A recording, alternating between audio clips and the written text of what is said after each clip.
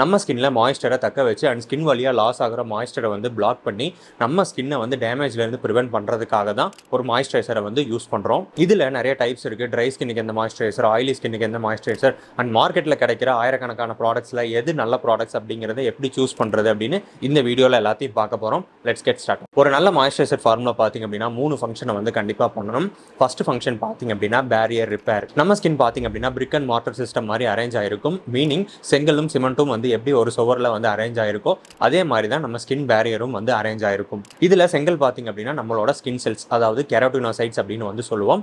அடுத்து சிமெண்ட் பாத்தீங்க அப்படின்னா நம்ம ஸ்கின்ஸ் நேச்சுரலா ப்ரொடியூஸ் பண்ற ஆயில்ஸும் லிப்பிட்ஸும், அதாவது கொழுப்புகள். ஸோ டே டு டே இந்த பேரியர் பாத்தீங்க அப்படின்னா டேமேஜ் ஆகி புதுசா ப்ரொடியூஸ் ஆகும். அண்ட் வயசாக ஆக பாத்தீங்க அப்படின்னா இந்த பேரியரை வந்து ரீஜெனரேட் பண்ணக்கூடிய கெப்பாசிட்டி வந்து கம்மியாகிட்டே போகும். இதனால ஸ்கின் டேமேஜ் வந்து அதிகமாக நடக்கும். ஸோ ஒரு மாய்ஸ்சரைசர்ல பேரியர் ரிப்பேர் பண்ணக்கூடிய காம்பவுண்ட்ஸ் எல்லாம் எது அப்படின்னா செரமைட்ஸும் கொலஸ்ட்ராலும். செரமைட்ஸ் பாத்தீங்க அப்படின்னா நம்ம ஸ்கின்ல நேச்சுரலா ப்ரொடியூஸ் ஆகிற ஒரு விதமான கொழுப்புகள், அதாவது லிப்பிட்ஸ் அப்படின்னு சொல்லுவோம். ஆல்மோஸ்ட் 12 டிஃபரெண்ட் டைப்ஸ் ஆஃப் செரமைட்ஸ் இருக்கு. இதுல 3 to 5 தான் பாத்தீங்க அப்படின்னா எசென்ஷியல் செரமைட்ஸ் அப்படின்னு சொல்லுவோம். அதாவது நம்ம ஸ்கின்ல வந்து மெஜாரிட்டி இந்த 3 to 5 எசென்ஷியல் செரமைட்ஸ் தான் இருக்கும். அண்ட் இந்த செரமைட்ஸ் மாதிரியே கொலஸ்ட்ராலும் நம்மளோட ஸ்கின் பேரியர்ல நேச்சுரலாவே இருக்கும். ஸோ ஒரு மாய்ஸ்சரைசர்ல செரமைட்ஸும் கொலஸ்ட்ராலும் ஆட் பண்ணிருக்காங்க அப்படின்னா அது உங்களோட ஸ்கின் பேரியரை வந்து ரிப்பேர் பண்றதுக்கு ரொம்பவே ஹெல்ப்ஃபுல்லா இருக்கும். ரெண்டாவது முக்கியமான ஃபங்க்ஷன் பாத்தீங்க அப்படின்னா மாய்ஸ்சரைசிங். அஃப்கோர்ஸ் இதை வந்து 2 விதமாக பண்ணலாம். ஒன்று, நம்ம ஸ்கின் மேலே வந்து நிறைய மாய்ஸ்சரை வந்து அட்ராக்ட் பண்ணி அங்கேயே வந்து ஹோல்ட் பண்ணலாம். இல்லை அப்படின்னா ஸ்கின் வழியாக லாஸ் ஆகிற வாட்டரை வந்து பிளாக் பண்ணலாம். ஸோ ஸ்கின்னுக்கு நிறைய மாய்ஸ்சரை வந்து அட்ராக்ட் பண்ணி ஹோல்ட் பண்ணக்கூடிய காம்பவுண்ட்ஸ் பார்த்தீங்க அப்படின்னா 2 இருக்கு. ஒன்று ஹைலூரோனிக் ஆசிட், இன்னொன்று வந்து கிளிசரின். இந்த ரெண்டுமே பார்த்தீங்க அப்படின்னா ஹைக்ரோஸ்கோபிக் ஹியூமக்டன்ஸ் அப்படின்னு சொல்லுவாங்க. அதாவது இந்த 2 காம்பவுண்ட்ஸை நீங்கள் எங்கே வச்சிங்கனாலுமே அங்கே சுற்றி இருக்கிற அந்த மாய்ஸ்சரை வந்து அப்சர்வ் பண்ணிக்கும். அண்ட் இதோட வெயிட்டை விட 1000 மடங்கு வாட்டர் வெயிட்டை ஹோல்ட் பண்ணி வைக்கக்கூடிய கெப்பாசிட்டி இந்த 2 காம்பவுண்ட்ஸுக்குமே இருக்கு. அடுத்து ஸ்கின் வழியா லாஸ் ஆகிற வாட்டர், அதாவது டிரான்ஸ் எபிடெர்மல் வாட்டர் லாஸ் அப்படின்னு சொல்லுவோம். இதை வந்து பிரிவென்ட் பண்ணி ஸ்கின்னை மாய்ஸ்சரைஸ் பண்றதுக்கு 2 விதமான காம்பவுண்ட்ஸ் இருக்கு. ஒன்று ஸ்குவலேன், இன்னொன்று வந்து டைமெத்திகோன். இந்த ரெண்டுமே வந்து அக்ளூசிவ்ஸ். அதாவது என்ன பண்ணும் அப்படின்னா ஸ்கின்னுக்கு நடுவில் இருக்கிற அந்த கேப்ஸுக்குள்ளெல்லாம் போய் ஃபில் பண்ணி ஸ்கின் வழியா வந்து வாட்டர் லாஸ் ஆகிறத, அதாவது மாய்ஸ்சர் லாஸ் ஆகிறத வந்து பிரிவென்ட் பண்ணும். அண்ட் மூணாவது இம்பார்ட்டன்ட் ஃபங்க்ஷன் பார்த்தீங்க அப்படின்னா ஆன்டி ஆக்சிடென்ட். டே டு டே வந்து நமக்கு சன் எக்ஸ்போஷர் இருக்கு அண்ட் அன்றாட வாழ்க்கையில ஸ்ட்ரெஸ்ஸஸ் எல்லாம் இருக்கு.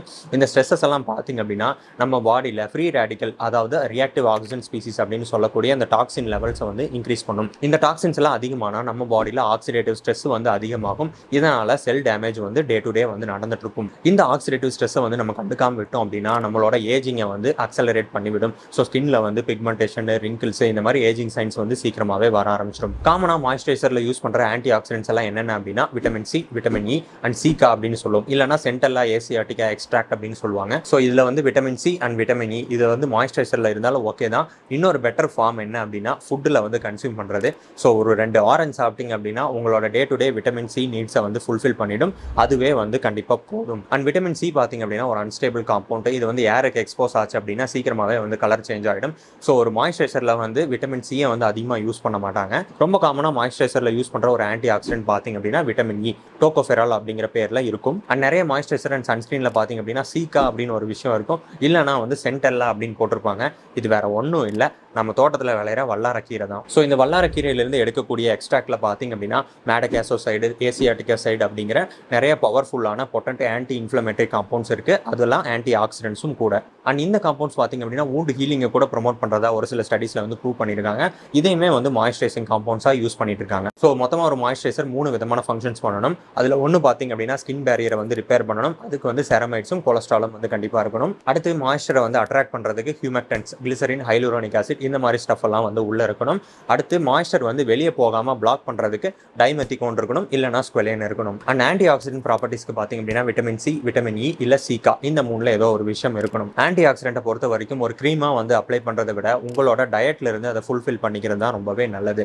நீங்க வந்து என்னதான் வந்து விட்டமின் சி, விட்டமின் இ வந்து ஹையர் கான்சென்ட்ரேஷன்ல இருக்கிற ஒரு க்ரீமை வந்து அப்ளை பண்ணாலும் உங்க டயட்ல வந்து ஹைலி ப்ராசஸ்டு ஃபுட்ஸ் இருக்கு, சுகர்ஸ் இருக்கு அப்படின்னா கண்டிப்பா அது எந்த விதத்திலையும் வந்து பலன் அளிக்காது. ஸோ ஃபர்ஸ்ட் டயட்டை வந்து க்ளீன் பண்ணுங்க. நிறைய ஆன்டி ஆக்சிடென்ட் ரிச்சா இருக்கிற மாதிரி ஃப்ரூட்ஸ், அதாவது கலர்ஃபுல்லா இருக்கிற ஃப்ரூட்ஸ், கீரை வகைகள் எல்லாத்தையுமே வந்து ஆட் பண்ணுங்க. அதுக்கு மேல ஒரு ஆடட் பெனிஃபிட்டா வேணா நீங்க இந்த மாதிரி டாபிக்கலா அப்ளை பண்ற இந்த விட்டமின் சி இல்ல விட்டமின் இ இந்த மாதிரி ஆன்டி ஆக்சிடென்ட்ஸை வந்து யூஸ் பண்ணலாம். மாய்ஸ்சரைசிங் காம்பவுண்ட்ஸ்ல இன்னொரு ஸ்கின் ஸ்பெசிஃபிக் இன்கிரீடியன்ட் இருக்கு, நயாசினமைட். இது வந்து ஒரு form of vitamin B3.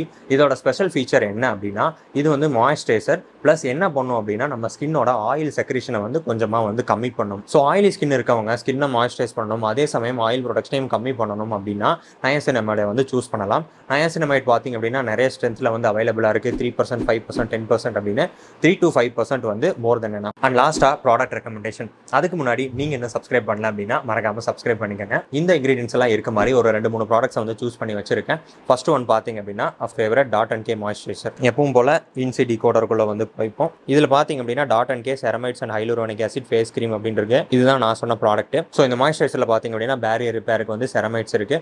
Moisturising பார்த்தீங்க அப்படின்னா ஹைலூரோனிக் ஆசிடும் கிளிசரினும் இருக்குது. அண்ட் மாய்ஸ்சரை வந்து வெளியே போகாமல் பிளாக் பண்ணுறதுக்கு பார்த்தீங்க அப்படின்னா டைமெத்திகோன் இருக்குது. அண்ட் ஆன்டி ஆக்சிடென்ட்டாக பார்த்தீங்க அப்படின்னா விட்டமின் இ வந்து இருக்குது. ஸோ எல்லாத்தையுமே வந்து கம்ப்ளீட்டாக ஃபுல்ஃபில் பண்ணியிருக்கிற மாதிரி இந்த மாய்ஸ்சரைசர் இருக்குது. ஸோ அமேசானில் சேல் ஏதோ போட்டிருக்காங்க போல். இந்த மாய்ஸ்சரைசரோட ரேட் பார்த்தீங்க அப்படின்னா 100 grams இருக்கிற ஒரு டியூப் ₹277 தான் வருது. இந்த ப்ரைஸுக்கு இந்த மாய்ஸ்சரைசரை வந்து எனக்கு தெரிஞ்சு அடிச்சிக்கவே முடியாது. நானும் என்னோட ஸ்கின் கேர் ரொட்டீனில் ஒரு 2 மாதமாக இந்த மாய்ஸ்சரைசரை வந்து யூஸ் பண்ணியிருக்கேன். இது வரைக்கும் எந்த ஒரு கம்ப்ளைண்ட்டும் இல்லை. இங்கே தான் எங்கேயாவது கிடக்கும் அப்படின்னு நினைக்கிறேன். இதோ இருக்குது, ஆல்மோஸ்ட் முடிய போகுது. ஸோ இந்த .N K மாய்ஸ்சரைசர் இன்கிரீடியன்ட் வைஸும் சரி, ப்ரைஸ் வைஸும் சரி ரொம்பவே வந்து ஒரு நல்ல மாய்ஸ்சரைசர். இதில் என்ன ஒரே ஒரு பிரச்சனை அப்படின்னா இந்த மாய்ஸ்சரைசரோட இன்கிரீடியன்ட் லிஸ்ட்டில் பார்த்தீங்க அப்படின்னா கோகோனட் ஆயில் ஆட் பண்ணியிருக்காங்க, அப்புறம் ஏதோ ஒரு ஃப்ரூட் ஆயில் இருக்குது, அதுக்கப்புறம் பார்த்தீங்க அப்படின்னா ஜோஜோபா சீட் ஆயில் வந்து இருக்குது. ஸோ ஆக்னி ப்ரோன் ஸ்கின் இருக்கவங்க இந்த மாய்ஸ்சரைசரை யூஸ் பண்ணீங்க அப்படின்னா கொஞ்சம் கவனமாகவே இருங்க.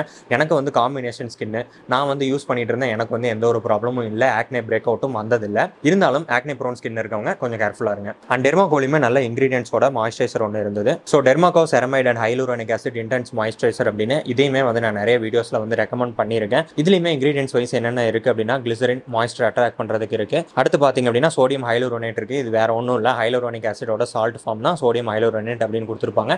மாய்ஸ்சரை அட்ராக்ட் பண்ணுறது, மாய்ஸ்சர் லாஸ் ஆகாமல் பிளாக் பண்ணுறதுக்கு டைமெத்திகோனால் இருக்குது. அடுத்து ஸ்கின் பேரியரை வந்து ரிப்பேர் பண்ணுறதுக்கு பார்த்தீங்க அப்படின்னா செரமைட்ஸ் வந்து கொடுத்துருக்காங்க. செரமைட் 3, செரமைட் 6, செரமைட் 1 அப்படின்னு.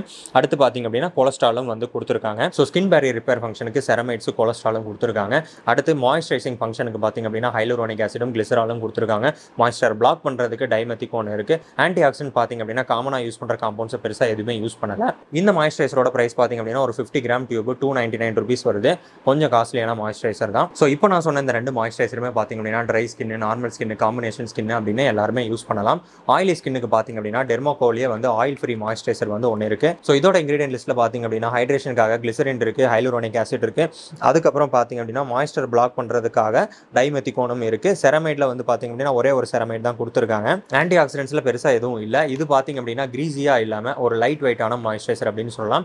ஆயிலி ஸ்கின்னாக இருக்கவங்க, உங்களுக்கு வந்து அந்த டியூவி லுக் வந்து வேணாம் அப்படின்னு நினச்சிங்க அப்படின்னா இந்த மாய்ஸ்சரைசரை வந்து ட்ரை பண்ணி பாருங்கள். இது ஒரு 100 grams டியூப் வந்து ஒரு ₹300 தான் வருது அப்படின்னு நினைக்கிறேன். காஸ்ட் வைஸும் ரொம்ப சீப்பான ஒரு மாய்ஸ்சரைசர் தான். அடுத்து எர்த் ரிதம்லையுமே வந்து இன்கிரீடியன்ட் வைஸ் ஒரு நல்ல மாய்ஸ்சரைசர் இருந்தது. Earth rhythm phyto ceramide deep moisture அப்படின்னு. இந்த மாய்ஸ்சரைசரில் பார்த்தீங்க அப்படின்னா பேரியர் ரிப்பேருக்கு செரமைட் 1, 2, செரமைட் 3, 4, 6 அப்படின்னு எல்லா எசென்ஷியல் செரமைட்ஸும் உள்ளே இருக்குது. அடுத்து மாய்ஸ்சரைசிங்க்கு பார்த்தீங்க அப்படின்னா சோடியம் ஹைலூரோனேட் வந்து இருக்குது. ஆன்டி ஆக்சிடென்ட்டாக வந்து விட்டமின் இ வந்து கொடுத்துருக்காங்க. ஸோ 3 ஃபங்க்ஷனும் கம்ப்ளீட் பண்ணுற மாதிரி ஒரு நல்ல மாய்ஸ்சரைசர் தான். ஆனால் இதுவுமே வந்து 50 grams டியூப் வந்து பார்த்தீங்க அப்படின்னா ஆல்மோஸ்ட் ஒரு ₹300 கிட்ட வரும். கொஞ்சம் காஸ்ட்லியான மாய்ஸ்சரைசர் தான். ஸோ நீங்கள் வந்து ட்ரை ஸ்கின்னோ, நார்மல் ஸ்கின்னோ, இல்லை காம்பினேஷன் ஸ்கின்னோ, நான் சொன்ன இந்த 4 மாய்ஸ்சரைசரில் எதை வேணால் நீங்கள் பிக் பண்ணி யூஸ் பண்ணலாம். ஆயிலி ஸ்கின்னு, ஆக்னே ப்ரோனாக இருக்கவங்க வேணால் இந்த டெர்மாகோவோட ஆயில் ஃப்ரீ மாய்ஸ்சரைசர் வந்து யூஸ் பண்ணி பார்க்கலாம்.